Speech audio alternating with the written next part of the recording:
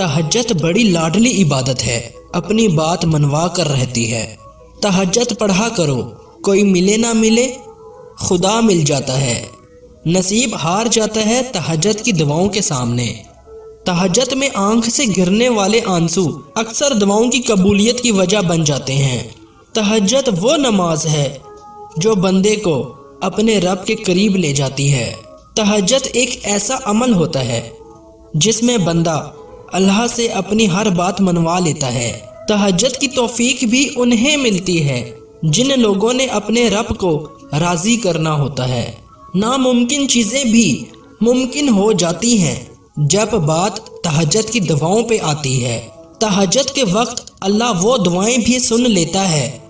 تہجد کے وقت اللہ وہ دعائیں بھی سن لیتا ہے جسے دنیا ناممکن کا خطاب دے چکی ہوتی ہے۔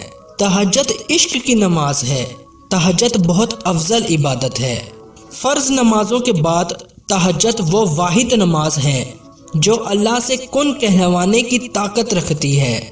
ربنا وتقبل دعا میں اتنی طاقت ہوتی ہے، وہ لکھی ہوئی تقدیروں کو بھی بدل سکتی ہے، اور جس رب نے اپنے بندے کی دعا مچھلی کے پیٹ سے سنی، وہ پھر کیسے تمہاری دعائیں نہیں سنے گا۔ جب دعائیں قبول کر لی جاتی ہیں پھر معجزے ہوتے ہیں، پھر تقدیریں بدلتی ہیں۔ تہجد کا وقت روٹھے رب کو منانے کا وقت ہے۔ اللہ تعالیٰ سے محبت کرنے والے دنیا اور آخرت میں کبھی رسوا نہیں ہوتے۔